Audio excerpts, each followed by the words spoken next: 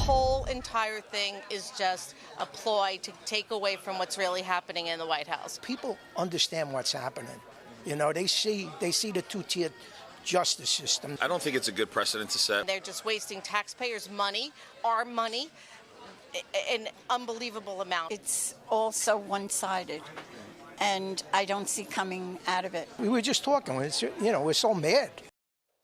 Americans sounding off after the indictment of former President Donald Trump, who remains the overwhelming 2024 Republican frontrunner. The former president will appear in federal court Tuesday to answer to the 37-count indictment over classified documents in what critics are calling a brazen weaponization of power from Biden's DOJ. Here to react is one of Trump's attorneys, Alina Habba. Alina Habba, thank you so much for being here. First of all, before we get into the overall, what's going to happen Tuesday? I know there was a lot of speculation about mugshots and fingerprinting when it happened in New York. What happens in Miami? No, I think it'll be pretty much the same. That's coordinated with Secret Service. You know, this is unprecedented, as has been reported time and time again. There is a former president being indicted by his political opponent, and he is a former president and candidate. So there is not going to be the normal course. He is not a criminal. He is not somebody that should even be in this position. So the need for mugshots is really somebody who's a flight risk for most cases. That likely will not happen. Fingerprints, things like that, a lot of this they have just because of who he is. So it's not going to be the press moment that DA Bragg made for himself. I don't believe cameras are allowed inside.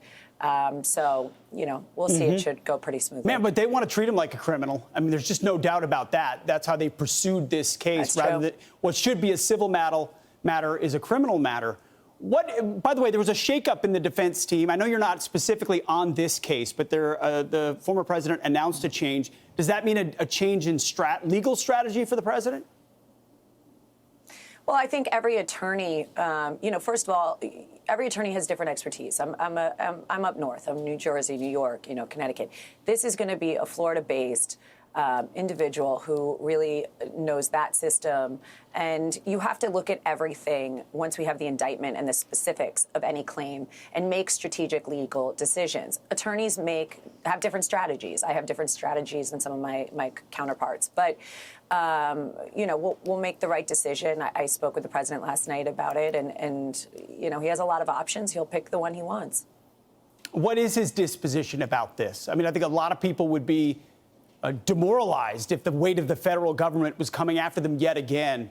And how does he plan to channel that into a defense? What does that look like? The weight of the federal government has been on President Trump's shoulders from before he was President Trump, since he announced that he was going to be a candidate, and he's not a politician. And they hate that. So he's not demoralized. He's motivated. He is going to go speak. He is going to continue with his life.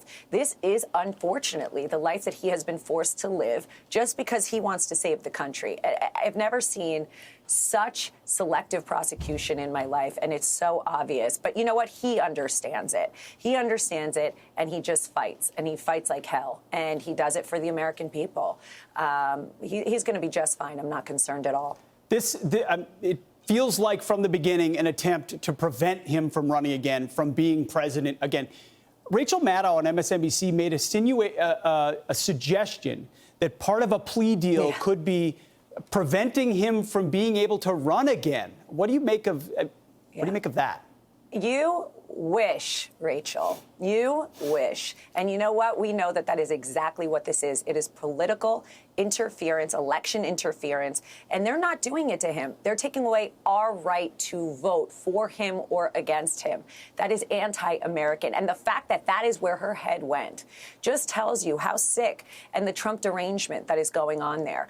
This is exactly what it is. She gave you light into the thinking of the far radical left and what they're doing.